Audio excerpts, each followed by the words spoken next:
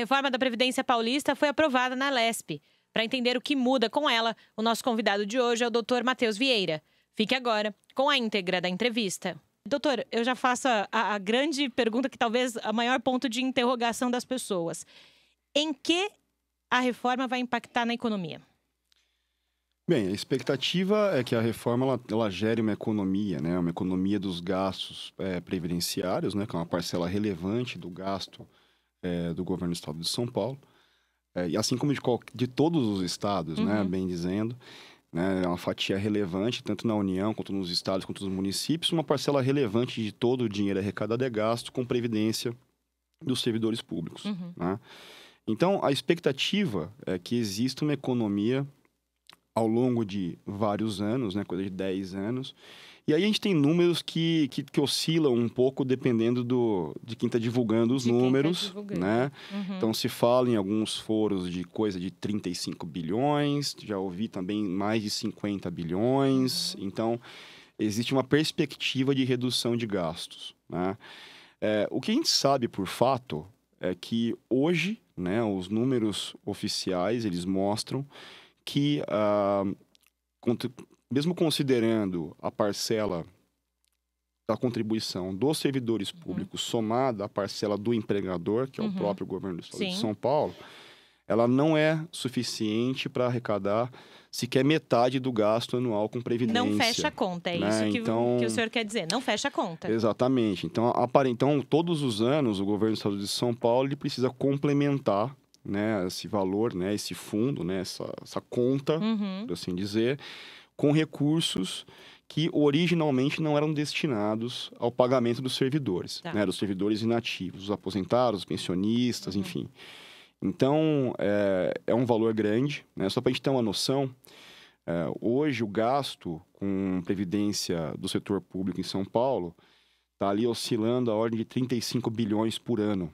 Né? Esse é uma conta, né? Esse é um orçamento para a Previdência que ele é superior ao orçamento destinado hoje à saúde em São Paulo, ele é superior ao orçamento destinado à segurança, ele é superior ao orçamento destinado à educação. E isso não é uma peculiaridade de São Paulo, isso é uma coisa importante que a gente diga. Com toda certeza. A gente até conversava aqui, porque eu gosto de falar de bastidor, a gente até conversava isso que... A gente está falando de reforma aqui no estado de São Paulo, porque estamos aqui, mas isso vai acontecer em todo o Brasil. Com todo certeza. mundo vai discutir, todas as assembleias dos estados vão discutir isso. Elas têm que discutir, né? Essa que é a verdade. A gente tem um problema, ano passado, acho que todo mundo acompanhou em algum grau a discussão da forma da Previdência Federal, né? Então, do regime geral de Previdência, que é aquele que atende a população de forma geral, né? E os servidores públicos eles têm um regime específico, né? Só para os servidores públicos tem regras próprias, tanto de contribuição quanto de recebimento, é importante que se fale. Tá? Eles também contribuem diferente, mais, inclusive, do que... Vamos deixar claro, que senão fala assim, eles vão receber mais que eu. Não, eles fazem diferença, é a mesma coisa, você contribui mais, você recebe mais. Exatamente, existe lógica. É aquela coisa, não existe uma proporção exata entre uma coisa e outra, mas a verdade é que os servidores públicos, eles contribuem num valor, ou contribuíam até, ou vamos ver como é que vai andar agora o projeto. Vamos fazer um recorte um pouco mais amplo, né? Então, o que a gente tem de fato hoje? Né? Hoje a gente tem uma aprovação de uma proposta de emenda constitucional, e aí pode soar esquisito, né? Especialmente para quem não está tão habituado a esse mundo do direito, mas existe uma Constituição estadual também, né? Cada estado tem sua própria Constituição. Então, tem a Constituição Federal e tem as estaduais. E assim como acontece no âmbito federal, também é necessário alterar no regime previdenciário dos servidores públicos, demanda uma reforma constitucional em São Paulo, né? Na Constituição de São Paulo também. Você mexe nisso. Nisso também. Então, hoje, existem duas coisas, né? Dois projetos tramitando em paralelo, né? E são codependentes, eles são co-irmãos ali. Existe a PEC 18 de 2009, que é a projeto de emenda constitucional, né, da Constituição do Estado de São Paulo. Mas, voltando ao ponto inicial, né, existe um problema, que ele é um problema de todos os estados, de todos os municípios, basicamente, que é um descasamento entre o valor arrecadado com as contribuições previdenciárias dos servidores públicos e o valor das pensões, das aposentadorias pagas já hoje. A gente não está nem falando do futuro, a gente está falando do que é pago hoje. Né? Então, e isso pode parecer muito esquisito, porque a gente tem, né, na cabeça uma ideia, existe uma ideia comum que circula, né, na população como um todo, que é assim, né? A gente acha que a Previdência Social, quando a gente paga lá o INSS, no caso do trabalhador seletista, por exemplo, como se fosse uma conta corrente, como se fosse uma conta poupança, né? Como você se tivesse... coloca 5, recebe 5. Então, existe lá, né, a contribuição lá do Mateus. Então, teria uma conta do Mateus, e aí a contribuição do Mateus vai para a conta do Mateus para poder pagar a aposentadoria do Mateus daqui a X anos, né? Não é assim que funciona. Assim. Não é assim que funciona. Né? E não é que não acontece assim, mas deveria ser assim. Por lei, isso não é assim. Né? O que funciona, o que existe, na verdade, é que as contribuições das pessoas, dos servidores, nossa discussão agora, atuais, servem para poder pagar a aposentadoria das pessoas que já estão aposentadas hoje. Então, assim, para quem está ouvindo, vendo a gente, o que o Dr. Mateus está dizendo é: o Dr. Mateus contribui com o dinheirinho dele, o Roberto contribui com o dinheirinho dele, a Julie contribui com o dinheirinho dela, vai para um mesmo lugar. Isso. E aí aquilo dividido e já é gasto com as pessoas que já estão aposentadas. Então, por exemplo, então, hoje, deixar bem claro isso assim, para as pessoas, existe o dinheiro para pagar a aposentadoria da Julie daqui a X anos? Ainda não. Esse dinheiro não existe ainda. Por mais que eu esteja contribuindo oficialmente. Exatamente. Ele existe para quem já está aposentado. Isso. É importante a gente Então, isso é importante. E é por isso que tem esse descompasso entre a arrecadação e o pagamento. Né? Porque a verdade é que hoje você tem um número, eu vi um dado hoje, que é um dado recente, de que a gente tem quase o mesmo número de servidores públicos ativos e inativos. Né? Então, a gente tem que é muito maluco, né? Então, a gente tem assim, metade das pessoas que têm direito, né, que estão dentro desse regime, já estão recebendo aposentadoria, né?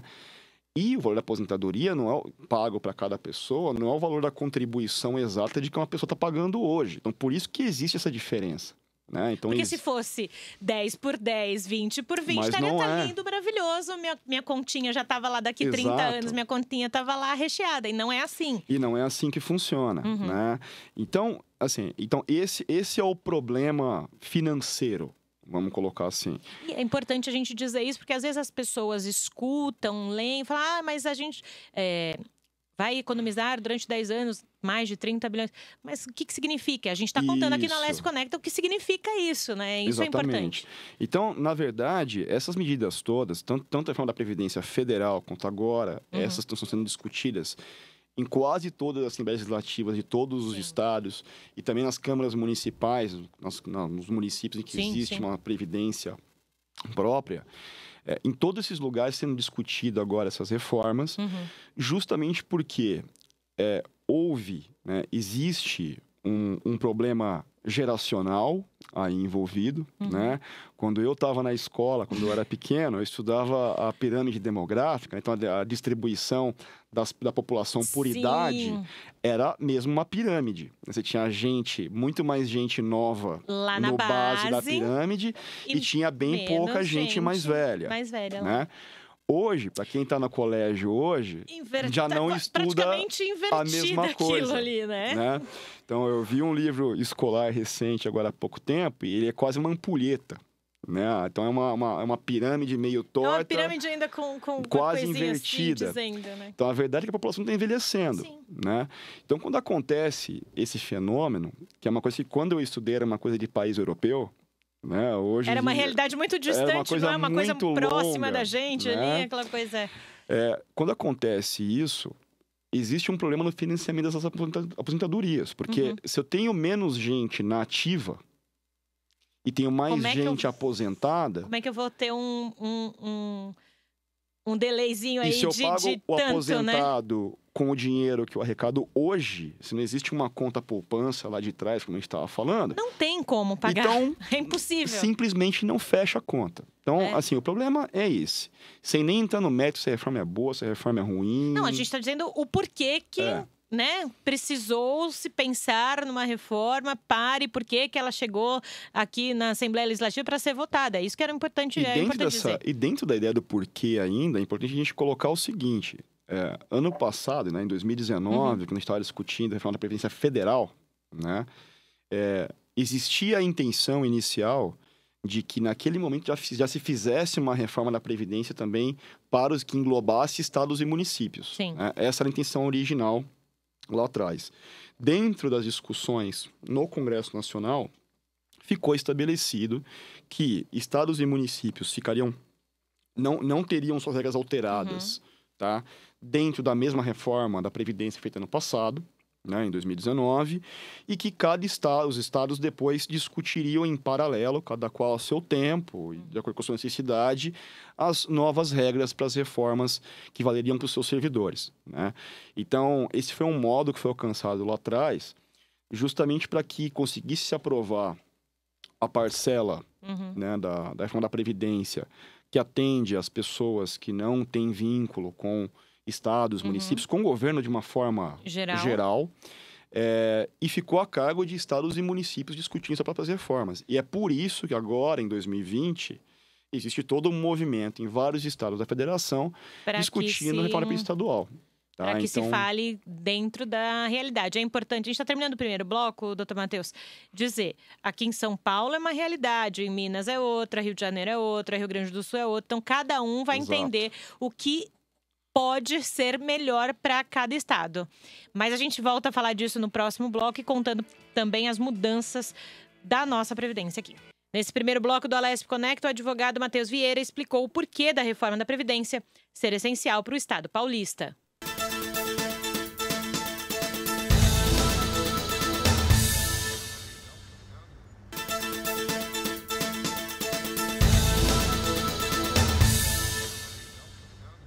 Nesse segundo bloco do Alesp Conecta, a gente vai falar das principais mudanças da Previdência em todo o estado de São Paulo. Falamos do macro, do que acontece, do cobertor curto, não vai ter dinheiro, não vai ter dinheiro. Mas, efetivamente, essa PEC traz mudanças, né? Porque são essas mudanças que podem garantir uma economia para ser usada nas aposentadorias. Doutora, se puder fazer um compilado aí pra gente, um apanhado geral aí do que muda e o porquê muda. Começando pelo começo, né? Ótimo, vamos começar pelo começo. O ponto geralmente que chama mais atenção são as mudanças de idade. Tá. Né? Então, o primeiro ponto importante é que essa PEC, ela prevê uma mudança em termos de aposentadoria por idade, né? Que passaria Então, hoje a regra é 55 anos de idade para mulheres, 60 de idade para homens. Sim. Então, a gente chegaria, com a aprovação da PEC, em 62 anos para mulheres, que seria um incremento de 7 anos em termos de idade, e de 65 para os homens, que é um incremento de 5 anos para os homens. E aí tem o tempo mínimo de contribuição de 25. Exato. Que hoje já é hoje o tempo de contribuição é maior, né? De 30 anos para mulheres e 35 para homens. Esse tempo seria igual, a partir da aprovação da PEC, em 25 anos para homens e mulheres. Para outra, só diferenciaria ali a idade. Isso. Né? Tá. Então, nessa linha, né, em termos de idade, é isso. Né? Existem regras especiais, como já existia antes, para professores, policiais, né? Então, são professores, policiais civis, agentes de segurança penitenciária, agentes de escolta e vigilância penitenciária, né? Então, é basicamente a polícia civil, de uma forma geral, e agentes penitenciários e professores, né? Para professores, a gente teria mantida a idade mínima em 60 anos para os homens e tem um incremento de 55 para 57 anos para as professoras, né, para as mulheres. Para os policiais, a gente teria a aposentadoria por idade na mesma idade para homens e mulheres, a 55 anos, com 30 anos de contribuição, 25 anos de exercício no cargo policial Tá. e 5 anos, eventualmente, no cargo da aposentadoria. E isso aqui já são regras mais específicas para o cálculo deles, da aposentadoria em Tá. si. A segunda mudança que chama bastante atenção e que é um ponto bastante polêmico... Bem, a idade por si só já é polêmica. por si só polêmica. Né? Já provoca emoções. Mas, fora isso, ainda existe também... Hoje, a alíquota do servidor público, né, contra a previdenciária, é de 11%. De quanto ele contribui do salário dele, é isso? Isso, e ela iria para 14%. Então, teria um aumento. Que é uma questão que bem pontual e que isso é uma questão polêmica e aí esse é um ponto que aí é a hora que a gente tem que entender um pouco também o lado dos servidores públicos, porque é uma alíquota mais alta efetivamente do que aquela da contribuição do regime geral de previdência, que continua sendo 11% sobre o salário de contribuição. Tá. E isso somado ao fato de que já há mais de 10, 15, 20 anos, a gente já não tem mais as aposentadorias integrais. Né? Então, isso já é o que não existe mais para os novos aposentados, né? É claro que a gente está falando de... Aposentadoria integral, eu recebo 2 da vida toda, eu vou me aposentar com 2. Eu vou pegar meu último cargo... E vou usar aquele valor do último cargo, vai ser o da aposentadoria. Previdência. Tá. Isso já não existe já há algum tempo. Aliás, existe para aqueles que se aposentaram lá atrás, né? Para os novos aposentados, isso já não existe já há vários anos. Existe toda uma polêmica em relação... a esses valores. Também... Ao cálculo da aposentadoria na prática, porque existe uma regra agora que ela leva em consideração não só a pontuação, mas eu tenho... Então, a aposentadoria, o benefício básico, né, dos servidores públicos seria 60% do salário de contribuição, que hoje está em torno de R$6.000, R$6.100. Isso teria um acréscimo de 2 pontos percentuais a cada ano de contribuição adicional aqueles 20 anos, que seria o mínimo da aposentadoria. O cara tem que ser bom de matemática também, né? Por isso que assim... Exato. Então, e existem várias regras de transição também, porque eu tenho servidores que têm um regime que ia até 2003... jeito e depois... Aí eu tive a entrada em vigor de novas normas de previdência estadual aqui em São Paulo. Aí eu tenho uma regra que vale para quem entrou entre 2003 e 2013... Aí eu tenho de 2013 para agora... Você tem sub-regras e sub-momentos que você precisa entender como funciona. Exato. E a bem da verdade é que, assim, né? É difícil de compreender essas regras todas. Agora, existe um objetivo que ele é fácil de entender, né? Cada vez que a gente muda a regra, existe a discussão do direito adquirido e tudo mais. Como é que você tenta resolver isso sem, ao mesmo tempo, falar, olha, é daqui para frente só que vale? Você cria a regra de transição. Então, quem já está na ativa, vamos supor, há 15 anos, precisaria... Vai ser de um jeito. Então, tenha lá uma regra de transição para essa pessoa que está até 15 anos. Tem uma outra regra que vai ser aplicada de uma outra forma para quem tem 20 anos. E por aí vai, né? Então, nessa regra de transição também tem bastante polêmica, porque os servidores argumentam que o pedágio é muito alto, né? Que quando diz pedágio é justamente essa questão da alíquota de 11 para 14. Não, e outras coisas mais. E outras coisitas más, né? Então, a gente tem ali outras regras que fazem com que, olha, quanto que você faltar para você se aposentar de acordo com o novo regime previdenciário?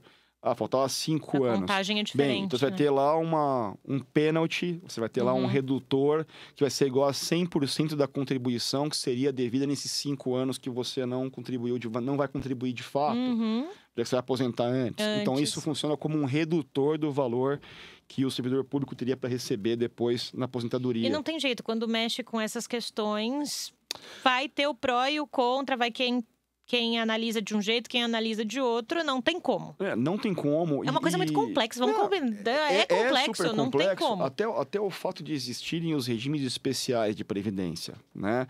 Vamos, por exemplo, a gente está falando de policial civil e professor. São 2 classes apenas, são 2 classes. Aí eu tenho os médicos estaduais, eu tenho outras classes de profissionais vinculados ao Estado que também argumentam que tem ali, também teriam uma necessidade de ter uma atenção especial. Sim.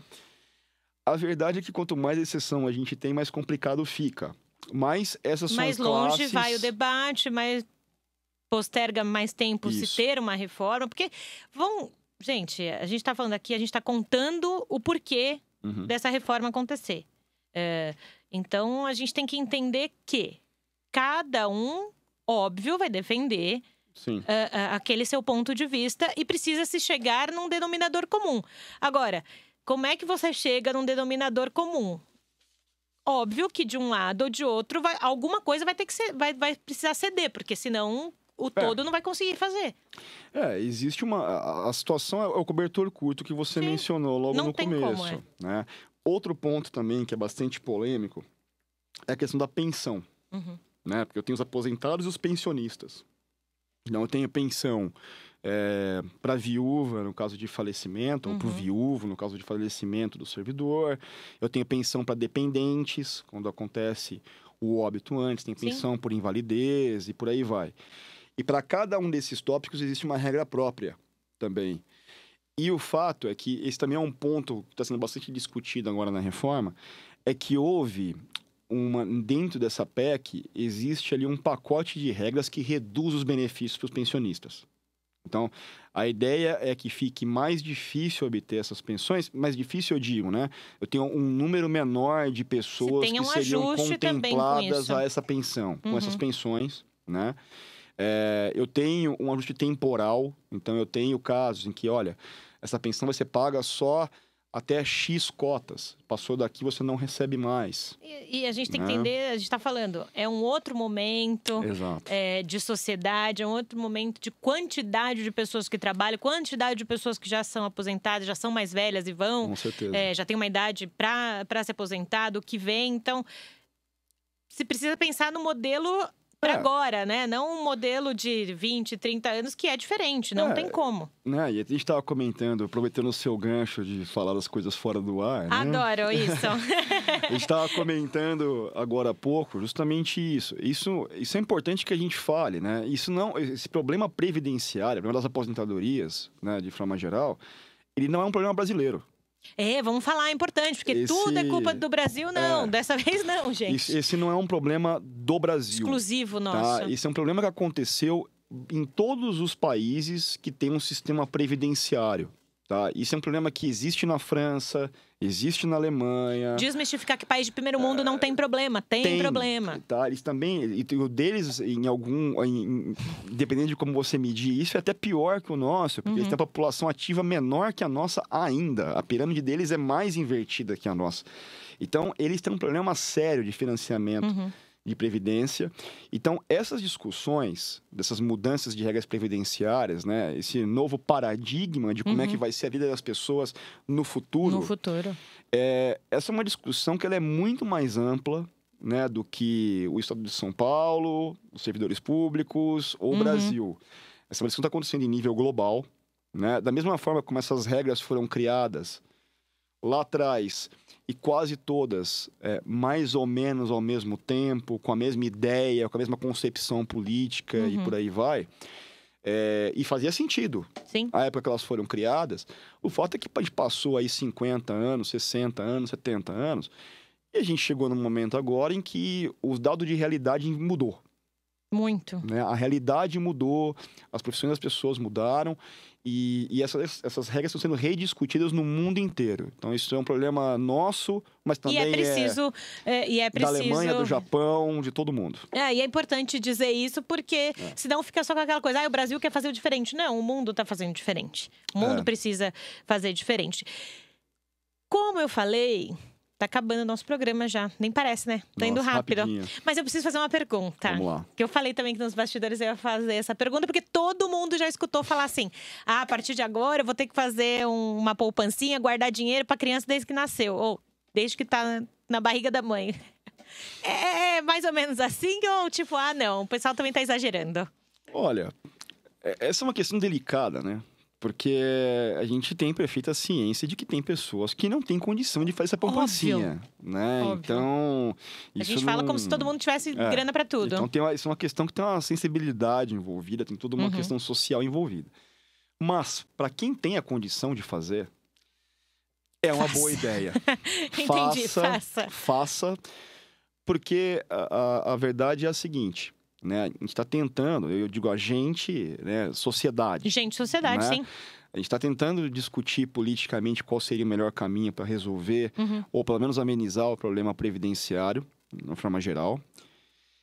Mas, verdade seja dita, não existe bala de prata.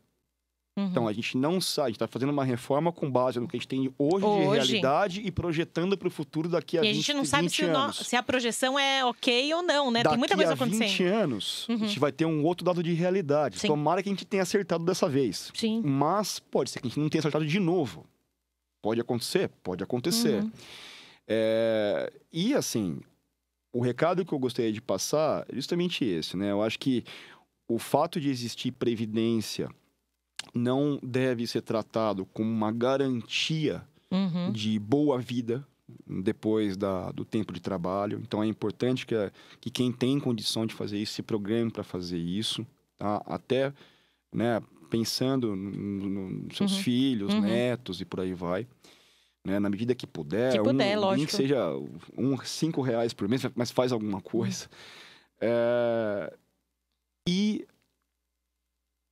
a gente tem que discutir esse assunto agora e desse jeito. E, infelizmente, a gente sabe que é polêmico, tudo sendo muito aprovado muito rápido e isso assusta as pessoas. Mas a verdade é que se a gente não começar a trabalhar essas questões agora, pode ser que a gente tenha que discutir essas coisas numa situação muito pior. Daí é um cenário, a gente vai ter que discutir a reforma da Previdência, porque não existe mais dinheiro para pagar os benefícios. Então, pode ser que a gente discuta isso uma hora da seguinte forma, se a gente não mexer agora, e mexer direito agora. Então, nós vamos pagar aposentados ou desativar um hospital. É importante que o senhor diga isso, porque é o que pode acontecer. O dinheiro é o mesmo dinheiro. Tá, tudo bem, tem uma fonte de arrecadação própria, a Previdência, eu sei. Mas o fato é que hoje ela é deficitária. Então, ela precisa de dinheiro que vem dos outros tributos. Precisa, então, falar disso. Não tem jeito. Precisa falar disso. E, com toda certeza, vamos falar mais no Alesp Conecta, porque o de hoje a gente fica por aqui. Agradeço, doutor Matheus Viana, por ter esclarecido tanta coisa aqui pra gente. Obrigada por ter vindo e já fica o convite para outras vezes aqui, né, Roberto? Sempre que quiserem, é um prazer. Esse foi o Alesp Conecta de hoje sobre reforma da Previdência Paulista. Reveja o programa de hoje lá no YouTube da Alesp. Até o próximo programa.